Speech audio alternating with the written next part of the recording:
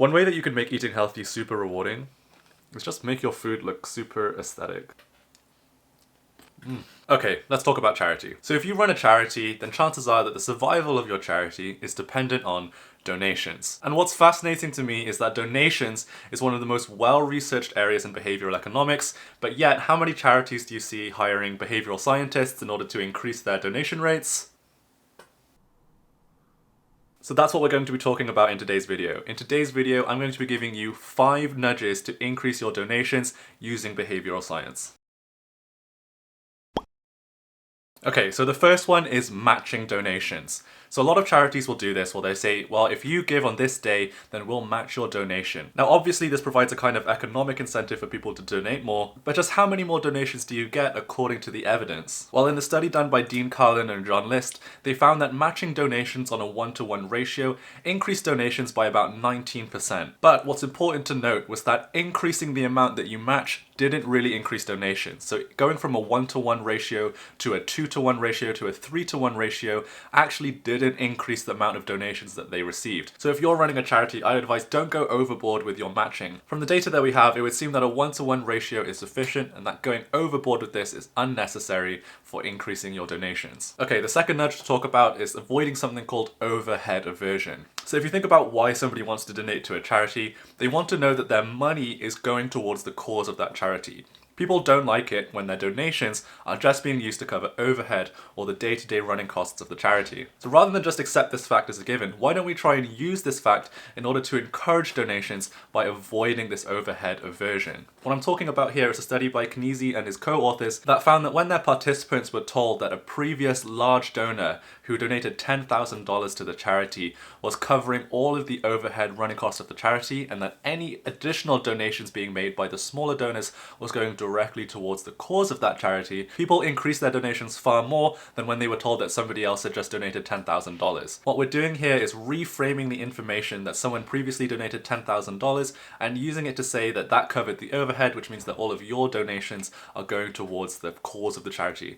Now, of course, money is fungible and you can spend it however you want, but by framing it in this way, it makes those smaller donors more willing to donate. So if you're running a charity, you can think how you can use this for your own charity. Use your big whales, the people who donate a lot of money, and say that those people, they've covered all the overhead for our charity, which means that for the general populace who are making much smaller donations, they don't need to worry that their money is not going towards the cause because all the overhead has been covered already. Okay, number 3.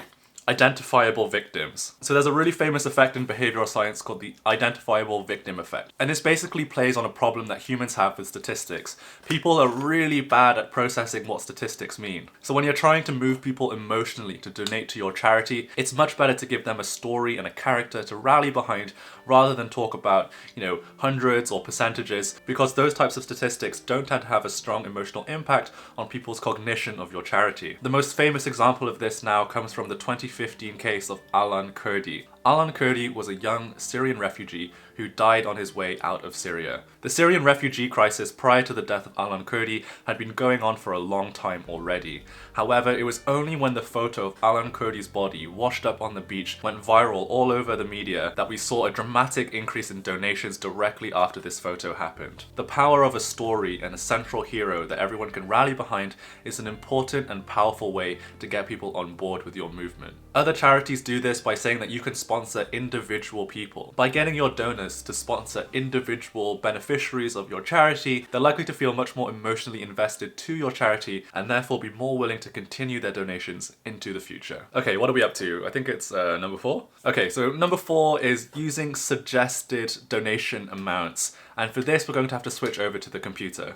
Okay, so what you're looking at here is the Oxfam homepage. Oxfam is a pretty big charity in the UK. And so the first thing to note is that they have the donate button here in green and it's highlighted separate to the other actions that you can do on the site, which makes donating the most salient thing to do. They also have a separate button right here. So let's see what happens when you click donate, because this is what I really want to talk about. And so when you click donate, you're presented with this screen where they give you 3 suggested donation amounts with the middle option pre-selected for you. This is using something called extremity aversion, sometimes it's called the Goldilocks effect, where basically people tend to choose the middle option and avoid the extremes when it comes to suggested amounts. I talked about this a little bit in my Uber video with tipping, but it can also be applied here to charities. So having these 3 buttons is definitely far more effective, according to the behavioral science literature, than just having this on its own. Because when you just have this on its own, people don't have a good gauge, don't have a good anchor for what an appropriate donation amount is. But by having these suggested amounts, you're able to give people that reassurance that, okay, this is what we think is an appropriate amount of donation to give, but also give them this option in case people want to donate more or, of course, less. And so by manipulating these 3 buttons, what numbers you place in these 3 buttons, you're able to manipulate how much donations you're going to get. And so you got to find the sweet spot where it's not so high that people are like, oh, well, I can't afford that, but also not so low that you're missing out on potential donation gains. So if it was up to me, I would periodically change the 3 numbers that you see in these buttons to see how that affects your donation amounts. That's exactly what Uber does with its tipping, and it's exactly what charities should be doing with their donations too.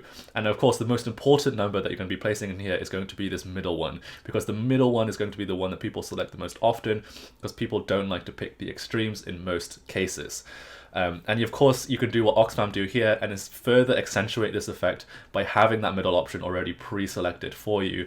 And by having that pre-selected option, that default donation amount already in place, that is also going to increase the amount of donations of that amount. And so the 5th and final nudge to increase charitable donations is called Donate More Tomorrow. So this is an adaptation of a very famous paper in behavioral economics, which was called Save More Tomorrow, which was written by Nobel Prize winner Richard Thaler and his co-author Shlomo Benazzi. So what the Save More Tomorrow plan was taking advantage of something called temporal discounting. And what temporal discounting means is that people tend to value the money that they have today much more than the potential money that they could have in the future. So the plan was to increase people's pension savings because people weren't saving enough for their pensions. And to do this, they said, well, you don't have to contribute to your pension today with today's paycheck. Instead, what we'll do is that every time that you get a pay rise, which is very likely to happen throughout your career, we'll take a larger percentage of that pay rise and use that to contribute to your pension, so that the cost to you in the short term is 0. Okay, so one of the reasons why this paper was so famous is not only because it was so innovative, but because it also is what we call in behavioral science a unicorn. That is an intervention which has an impact of over $1 billion.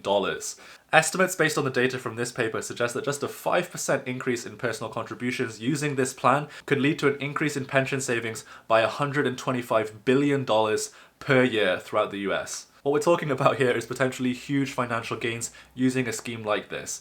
Now, the Behavioural Insights team in London adapted this idea, but for charitable donations, and they called it Donate More Tomorrow. So what the BIT suggested was asking employees to commit to an auto-escalation of workplace donations to charity by 3% each year. So it plays on the same idea. Rather than using today's paycheck to contribute to charity, instead we're saying, can you increase the amount of that paycheck that you contribute to charity in your future paychecks rather than the one that you're getting today? Now, initially the take-up of this scheme was very low, only around 10%, but the scheme really took off when they changed it from being opt-in to opt-out, aka making this scheme the default. After this scheme became the default, it went from a 10% uptake rate to 50%. So literally half the people who were auto-enrolled on this scheme kept with it, donating more to charity year on year on year. So I hope that gets your brain turning about how maybe you can use this idea of donating more tomorrow to increase donations for your own charity. Okay, 3 things before you click off this video. Number 1, please give it a like if you enjoyed today's video. If this video gets to 50 likes, I'll make a part 2 about 5 more ways to increase charity donations using behavioral science. Number 2, since this is a video about charity, I'll donate £150 of my own money to a charity of your choice. So leave a comment on this video with the name of your favourite charity, and I'll be picking one of those charities at random to receive my £150 donation. And 3, if you work for a charity or know somebody who does, please can you share this video with them, because it could really help them increase their donation amounts and of course further their cause. So in closing guys, thank you so much for watching today's video. If you're a charity, then consider hiring some behavioral scientists, and I'll see you guys in the next one. Bye bye.